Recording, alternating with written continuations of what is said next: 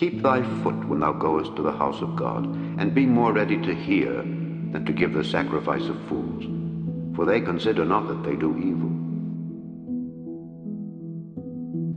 Be not rash with thy mouth, and let not thine heart be hasty to utter anything before God, for God is in heaven, and thou upon earth. Therefore let thy words be few.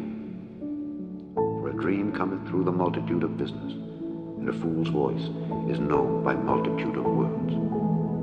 When thou vowest a vow unto God, defer not to pay it, for he hath no pleasure in fools. Pay that which thou hast vowed. Better is it that thou shouldest not vow than that thou shouldest vow and not pay.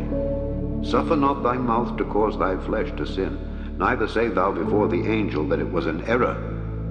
Wherefore should God be angry at thy voice, and destroy the work of thine hands? For in the multitude of dreams and many words there are also divers vanities. But fear thou God. If thou seest the oppression of the poor, and violent perverting of judgment and justice in a province, marvel not at the matter. For he that is higher than the highest regardeth, and there be higher than they. Moreover, the profit of the earth is for all. The king himself is served by the field. He that loveth silver shall not be satisfied with silver, nor he that loveth abundance with increase. This is also vanity. When goods increase, they are increased that eat them. And what good is there to the owners thereof, saving the beholding of them with their eyes? The sleep of a laboring man is sweet, whether he eat little or much, but the abundance of the rich will not suffer him to sleep.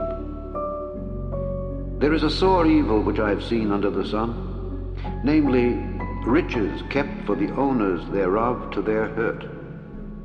But those riches perish by evil travail. And he begetteth a son, and there is nothing in his hand. As he came forth of his mother's womb, naked shall he return to go as he came, and shall take nothing of his labor which he may carry away in his hand. And this also is a sore evil, that in all points as he came, so shall he go. And what profit hath he that hath labored for the wind? All his days also he eateth in darkness, and he hath much sorrow and wrath with his sickness.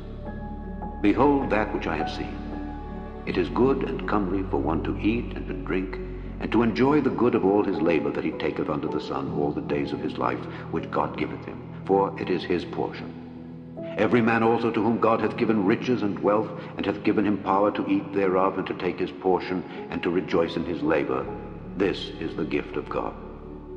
For he shall not much remember the days of his life, because God answereth him in the joy of his heart.